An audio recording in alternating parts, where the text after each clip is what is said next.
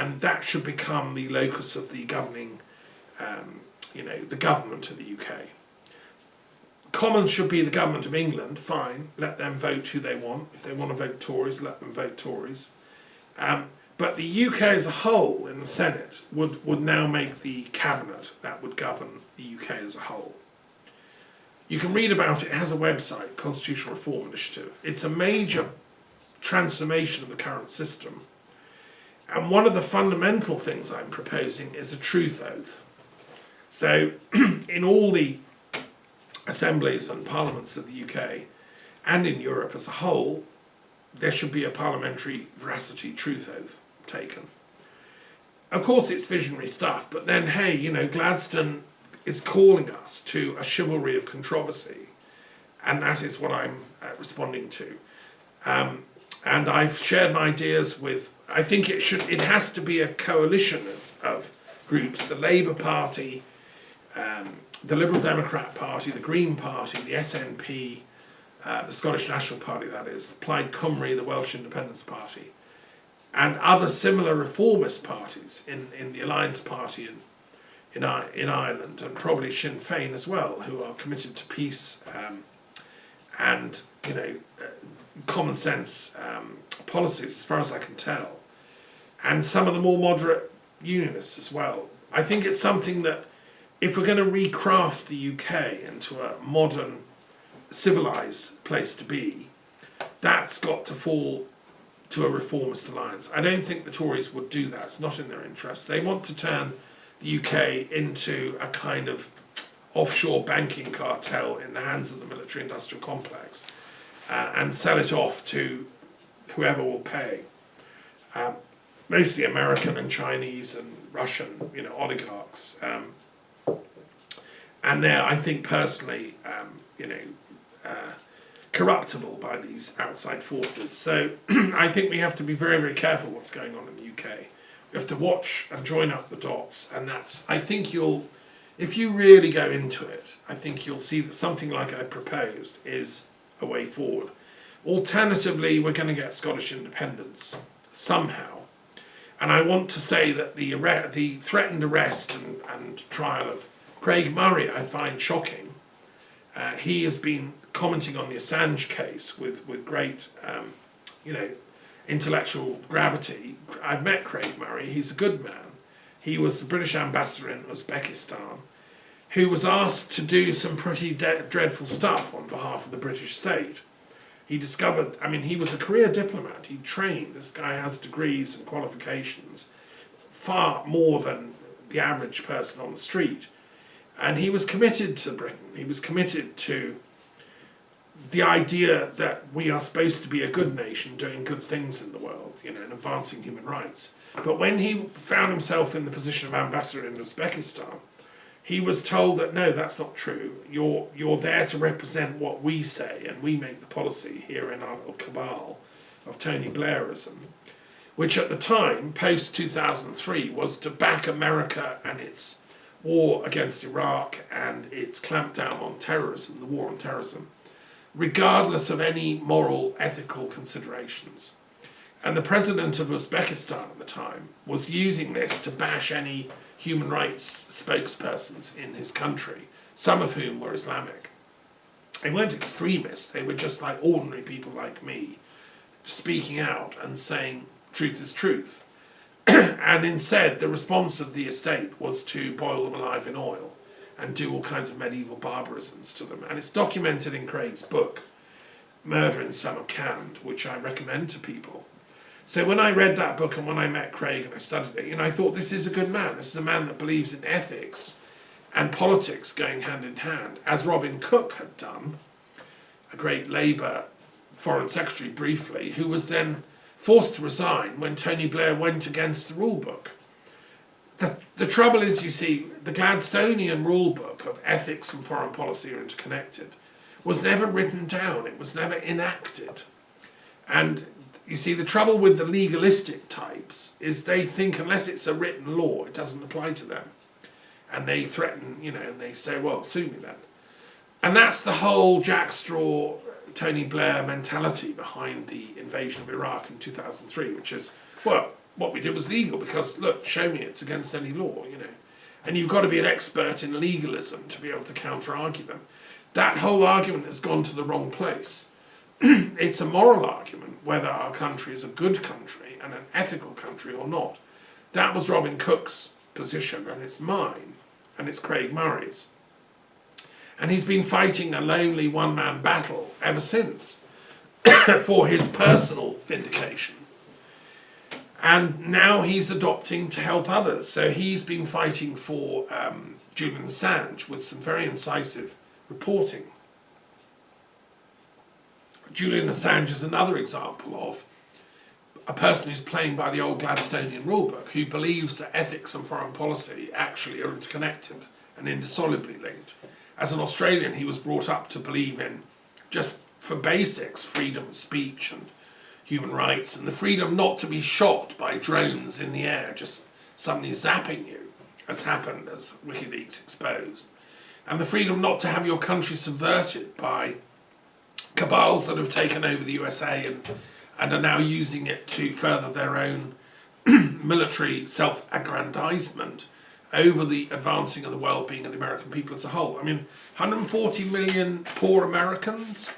How does invading Iraq in 2003 help them?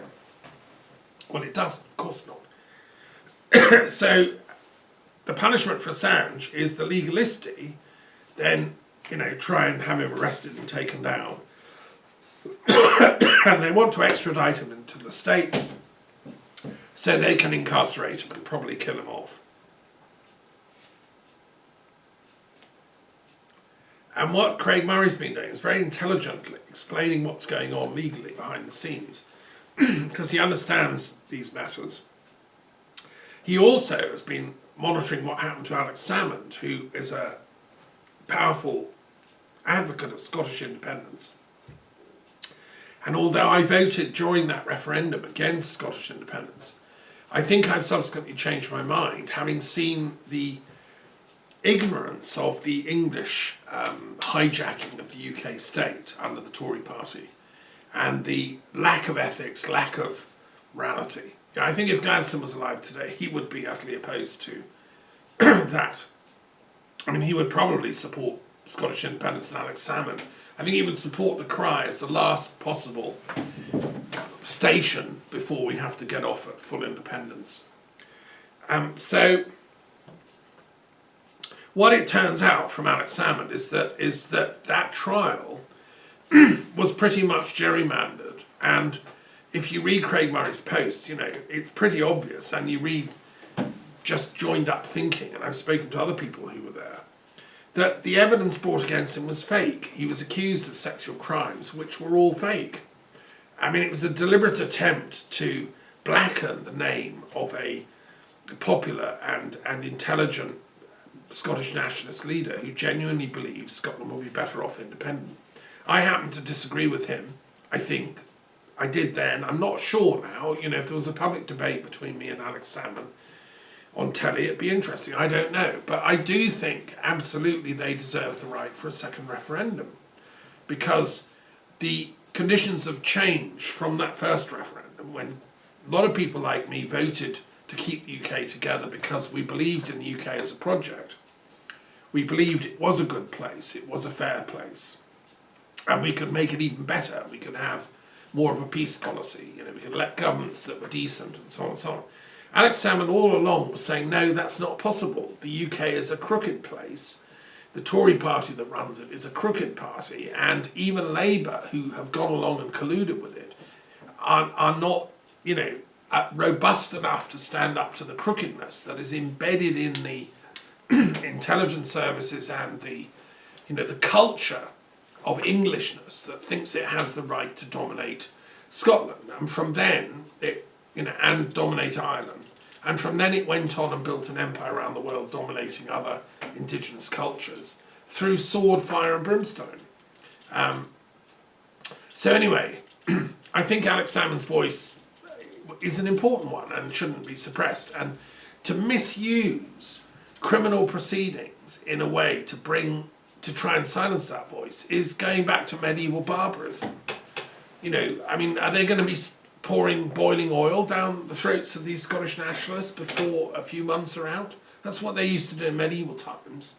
They would, like, it's so barbaric, it makes me despair of my country. I believed I lived in a country where the rule of law and the independence of law is preserved. Well, fortunately, we just do by the skin of our teeth, because what appears to have happened is the police were corrupt. The police were forced to bring false witnesses, false evidence to the court. And the police have been involved in effectively a criminal conspiracy against Alex Salmond. Now, I think he should sue them. And I think this raises huge questions about who controls the police in Scotland and also the UK as a whole. Otherwise, we end up in literally a police state. And we're moving in that direction, which is totally unacceptable. Why did we have the Helsinki Human Rights Act? Why do we have the Universal Declaration of Human Rights? These kind of misuse of police powers to create false evidence to go against people is an abuse of power and an abuse of our human rights. And it undoes the Enlightenment. Now, you see, the kind of people that are pulling the strings behind the scene actually don't care about that, because their entire project, is to destroy the Enlightenment and to destroy the liberal tradition that it stands for, where we have human rights, we have the right for freedom of speech and so on. Well, and they're sort of neo-fascists, really, wanting to creep out of the woodwork. Today is also the Italian Independence Day, when the Mussolini state fell. And I just want to celebrate that fact and remind you of the important Italian intellectuals, Benedetto Croce. Not many people have heard of him, I don't know. Even modern Italian friends of mine, young students and so on. He was the greatest philosopher in Italy, for a long time. And he was a Hegelian, a liberal. He became a senator in the parliament. And he was an art historian of ideas. He wrote about historical materialism and the limitations of Marxist methodology, which I share. And he wrote a book called What is Living and What is Dead in the Philosophy of Hegel in 1906. And he did a big study of the philosophy of Vico, Giambattista Vico, a great Italian philosopher of history who's inspired me. When I went to the University of Naples, that's where Vico had a chair of law. He was a senator who opposed fascism. He drafted the protest against the Manifesto of Fascist Intellectuals in 1925. And he believed in liberty. You see, the problem with the fascist state and ideology is that it abolishes the right of individuals to think independently and freely outside of the box. It makes us all clones of Mussolini or Hitler. And so Croce, who survived and carried on teaching, I celebrate his work today. He lived on till 1952. And it was he who came up with a great saying, which I put on the forward of my PhD in history. He said, all history is contemporary history. So the reason we study history, classics, ancient history, medieval history, is because it has bearing on the present. Croce was a historian as well as a philosopher, as am I. And that's why history is so important, and why it's such a shame that our pupils in British schools don't get more philosophy, more history, classics and so on. In Europe, at least with the baccalaureate system, like in France, you get a bit of philosophy and things, and it's taken seriously, and you do Nietzsche, and you do Hegel a bit, and you do Marx and so on. And probably initially they study Croce. I don't know, I have a dear friend that teaches philosophy in Italian schools at baccalaureate level. In England, you don't get any of this stuff. You're just parceled out little bits of pragmatism, pragmatic knowledge that can help advance your power schemes, like little techniques for doing this or that. That's not education. That's just robotization. And so, whenever I've served in British schools as head of philosophy and religious studies, I've made this point again and again. Some of the kids always get it, by the way, the clever ones, the good ones, actually. And Croce said, no, Nazism, fascism, they're dangerous. Why are they dangerous? And why does it matter that Steve Bannon is a kind of neo-fascist? Why does it matter that Trump is a kind of neo-fascist? Because these people are anti-intellectuals. And as an intellectual myself, I'm against anti-intellectuals. This is not a minor quarrel I'm having. This is a major quarrel. This is a fault line. But I'm trying to do so with a chivalry of controversy, as Gladstone told me. Because these people don't like ideas. They want to silence philosophers like me that think and speak out and study and research and spend 30 years doing research on the history of the Cold War and learn to see it from both sides.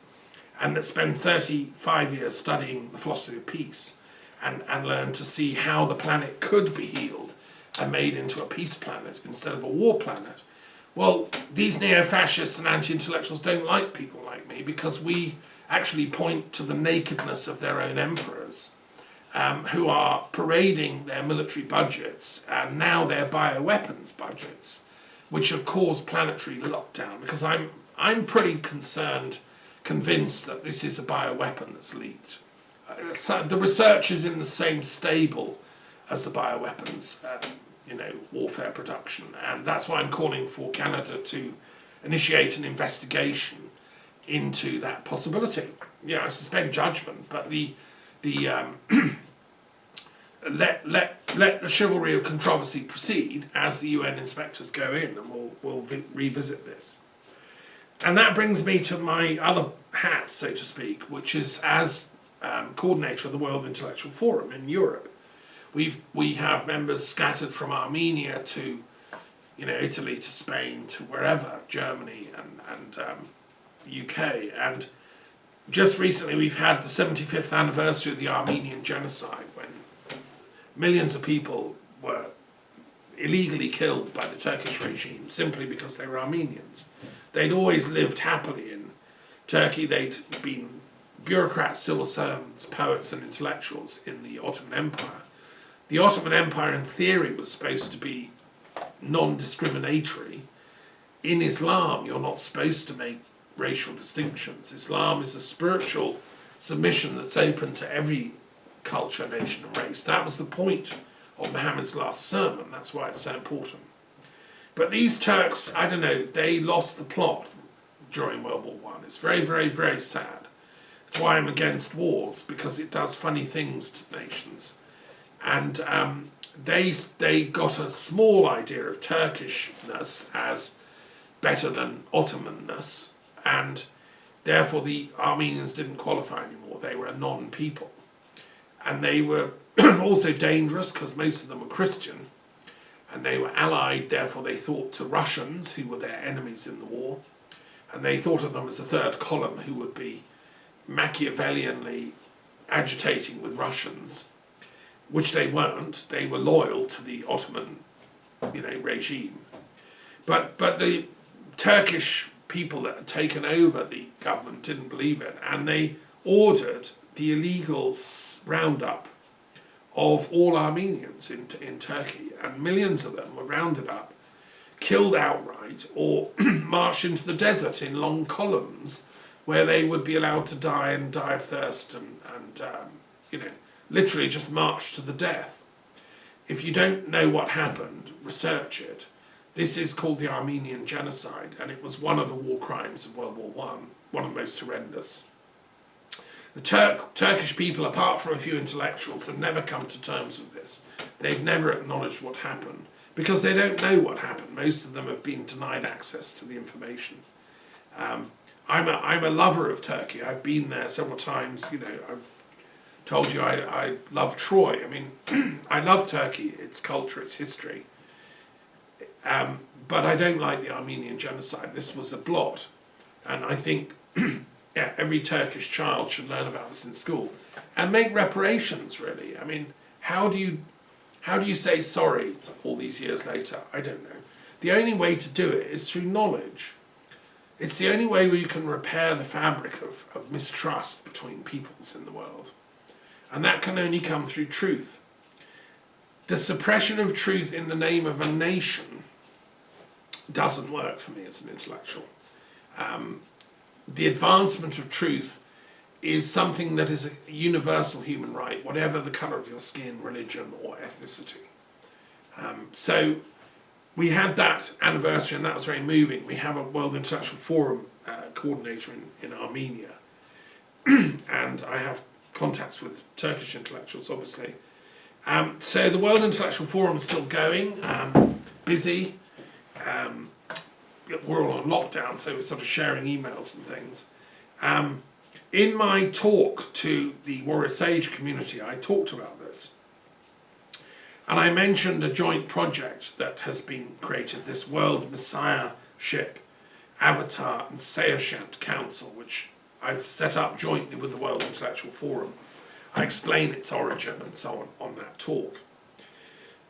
Why have I done this? I think it's because over the years I've had a lot of people come to me and say, you can't work for peace, Thomas. You can't do what your institute's trying to do, bring every religion together in peace, because that's what the Antichrist does. The devil does that. The only thing you can do is wait for the return of X, because that was the real Messiah. And if you try and do all this stuff before the Messiah comes back, you're doing the devil's work. Well, that makes me a bit, annoyed, really. And I think it's intellectually very shallow and not well thought out. So, and I've heard that resurface now in some online stuff that you can read. So the argument is, if you're trying to organise the world into being a better place, if you're trying to make peace between religions and nations, if you're trying to, stop coronavirus, would one go that far? You can't do any of that stuff because only the Messiah can save humanity. And most of these people say the Messiah is Jesus. This is a certain type of Christian, tends to be not very well educated, I have to say, but they have a strong faith. They believe that Christ is going to do all this work, and that if we do it beforehand, we must be working with the Antichrist. Now, I don't see the logic. Yes, of course Christ would be doing all this work. Of course he would. He'd be trying to stop wars. He'd be trying to heal people of the virus. He'd be trying to increase education. He'd be trying to stop nuclear war. He'd be trying to save, humanity. This is a guy who used to heal people with that was the very essence of his being. If you listen to my commentary on the Gospels, I try to explain in depth what I think Christ was on about as a spiritual teacher, rabbi, and healer. And I don't see anywhere in the Gospels that he would say, no, if I can't heal them, let them die. That's egotistical megalomania. He said, on the contrary, to his disciples, go out and heal in my name. He wanted people to do that work. He was always trying to empower people. He said, look, you will do even greater healings than I can do. Just go to God. Just invoke the Holy Spirit. That's the ticket to the entrance of the healing kingdom of God. He didn't want to block up the entrance to the kingdom of God. That was the opposite. That was what the people who were opposing him were trying to do. He was trying to free up that all of us should have a spiritual energy, that we could do spiritual healing, or in my case, intellectual spiritual healing. I do a bit of both. And so I just don't get that argument, I'm sorry. And Womask is an attempt to bring together authentic, responsible theologians from all faiths, be it Hindus to talk about their avatar concept, Zoroastrians to talk about their Seoshant concept, who is their Christ, if you want, who hasn't come yet, and Jews to come and talk about their Messiah, who, again, different branches of Judaism have different views on the Messiah. Some even say it's not necessary, and that they follow the Kafka school that the Messiah will only come when he's no longer necessary, so we should do it ourselves. And what I'm saying is, let's have a council of all these leading top intellectuals from all these traditions, different varieties of Christianity, different varieties of Buddhism, who say there's going to be a Maitreya coming, and all the different theosophists and anthroposophists who've all got different theories, occult theories and so on. Let's simply discuss this rationally. This is an enlightenment project. I believe in reason. And if somebody turns up and says, no, I really am the Messiah, Well, fine, let their credentials be examined by the council. We're not going to crucify you, honestly. The point is to verify. We actually want the Messiah to come, or the Messiahs, or a team of them. Or I think we need probably a team now, because the planet is really, got serious problems. And then I want the WMAS to open the Golden Gate. I mean, that's my, that's my suggestion. And again, different varieties of Muslims, I'd love them to get involved, because they say Christ was the Messiah, and then they say Christ and Muhammad are coming back. Well, okay, when? Let's have them back, please. Let's get on with this work, because that's just the beginning of how we can get peace on this planet. So I'm simply saying, as a scientist of peace, we need this WMAS project, which is a World Intellectual Forum Institute project. And okay, you can criticize and say it's a liberal project. It must be diabolic. But that's only like if you're really, not very well educated in theology. Yes, I'm a liberal theologian. I've studied at university, and I've learned biblical studies and biblical criticism. And I learned that the liberal interpretation of the Bible is part of my birthright as a modern day intellectual. And this idea that all the text, all the whole of it is the word of God and you can't question it, that idea went out about 200 years ago in Europe. Now I know there's some pockets of biblical tradition elsewhere in the world that seem to still believe that, but I'm afraid it just doesn't hold ground. Let me just give you one tiny example, right? So I believe in the commentary of Genesis that I'm working on, that we have to acknowledge Genesis is full of pagan stories and myths and legends that accrued into the mindset of the Jewish people in exile when they're in Babylon, or from the days of Abraham, perhaps, when he was from Haran in the north of the Mesopotamian region, around in southern Turkey, Sadlerfa. It would be the kind of thought world that someone like Abraham would have. So these stories were handed down in the family of Abraham, and finally got written down when the alphabet was invented, just about that time. And so we get the Noah's flood legend, right? But the Noah's flood legend is much, much older than Abraham, 1750 BC. It was written down in ancient Sumerian and Babylonian. It relates to Utnapishtim and the Epic of Gilgamesh. It's there in the story of Gilgamesh, long before the Bible was written down. It's the same story. You have, somebody being warned by one of the gods, Ea, who's the good god, who warns Utnapishtim. Ea, which may well have been pronounced Yah, and according to David Roll, is the origin of Yahweh. Ea was the kind, friendly god who wanted to save humanity because he knew that Enkidu was planning a great storm that was going to wipe us out. And so Ea warned Utnapishtim to build the ark. And Utnapishtim obediently follows and builds the ark, very much like in the Bible story. Now this is all in the Epic of Gilgamesh, which was written centuries, millennia before the Bible. So, and scholars, write critical studies of the Epic of Gilgamesh. It's the first tale that's come down, and it was discovered by largely British archaeologist Austin Layard, a great scholar and archaeologist who went off and discovered these tablets with this story on them, and they're all stored in the British Museum.